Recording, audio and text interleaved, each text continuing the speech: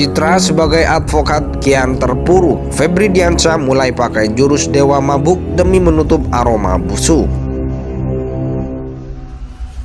Kawan-kawan pengacara ini loh, jangan melakukan namanya kalau dalam persilatan itu teori namanya jurus mabuk, ya toh, dengan alasannya untuk memperingat ya. Jadi semua tidak lagi fokus untuk membela 338, tetapi saya lihat energinya kepada Yosua. Saya juga nggak habis pikir kenapa peristiwa Magelang pelecehan itu masih ada dalam surat dakwaan. Sekarang di persidangan ini dibangun terus, ditanyakan terus sampai ke persoalan pribadi dari Brigadir Yosua. Gitu loh. Tapi ya mau gimana lagi, mungkin bahasanya namanya juga usaha gitu. Namanya juga usaha supaya ada simpati publik. Mereka kira itu akan menimbulkan simpati publik, tapi bagi saya itu konyol. Nanti terbongkar bahwa ini adalah narasi yang bohong. Advokat pun terkena sanksi contempt of court kalau ini narasi-narasi yang dimunculkan di luar dakwaan ini menjadi bohong. Oh, bisa kena contempt of court, bisa. Apa yang disampaikan justru para penasihat hukum ini akan semakin menyulitkan posisi terdakwa, karena terlepas dari konteks pengadilan di persidangan, ada pengadilan masyarakat yang kemudian juga secara jernih, secara objektif akan memberikan opini, dan saya kira ini juga akan melahirkan penyesalan baru yang mestinya ini adalah sebagai satu arena pertobatan secara otentik gitu ya, tetapi ternyata masih ada upaya yang sungguh-sungguh untuk kemudian melakukan sebuah rekayasa. Jika saja kehidupan memiliki tombol undo, maka Febri Diansyah akan menggunakan sejak sidang kliennya mulai digelar. Sayangnya gelang navigator time haze buatan Tony Stark yang dipadu dengan mesin waktu rancangan Dr. Pim masih jauh dari jangkauan Febri Diansyah. Tapi pesan sahabat karir Febri Diansyah, Novel Baswedan, sepertinya masih cukup relevan untuk segera dilakukan mundur teratur. Dalam sebuah diskusi tentang kinerja para kuasa hukum keluarga Ferdy Sambo dan istrinya Putri Cendrawati, nama Febri kembali mendapat perhatian.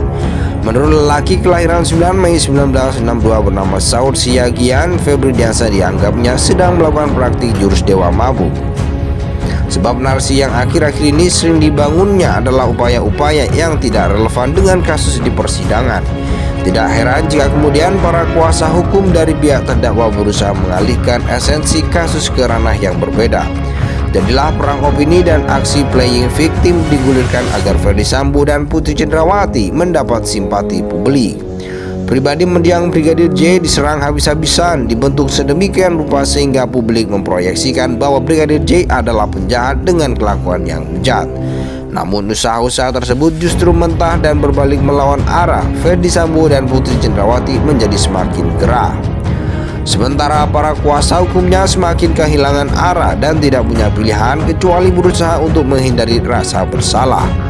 Dengan pendekatan kekuasaan, Ferdy Sambo bisa dengan mudah memberikan perintah kepada mereka yang dinilai masih loyal kepadanya. Melalui pernyataan-pernyataan sejumlah saksi seperti ART Susi, Kodir, Damson, dan orang-orang dalam lingkaran Ferdy Sambo lainnya, publik justru mendapatkan kebenaran bahwa semua yang diucapkan oleh para saksi merupakan sebuah skenario bersama atau settingan. Jika saja kehidupan memiliki tombol undo, maka Febri Diansyah akan menggunakan sejak sidang kliennya mulai digelar. Sayangnya gelang navigator time haze buatan Tony Stark yang dipadu dengan mesin waktu rancangan Dr. Pim masih jauh dari jangkauan Febri Diansyah. Tapi pesan sahabat karir Febri Diansyah, Novel Baswedan, sepertinya masih cukup relevan untuk segera dilakukan mundur teratur. Dalam sebuah diskusi tentang kinerja para kuasa hukum keluarga Ferdy Sambo dan istrinya Putri Cendrawati, nama Febri kembali mendapat perhatian. Menurut lelaki kelahiran 9 Mei 1962 bernama Saud Siagian, Febri Diansyah dianggapnya sedang melakukan praktik jurus dewa mabuk. Sebab narasi yang akhir-akhir ini sering dibangunnya adalah upaya-upaya yang tidak relevan dengan kasus di persidangan. Tidak heran jika kemudian para kuasa hukum dari pihak terdakwa berusaha mengalihkan esensi kasus ke ranah yang berbeda. Jadilah perang opini dan aksi playing victim digulirkan agar Ferdy Sambo dan Putri Cendrawati mendapat simpati publik.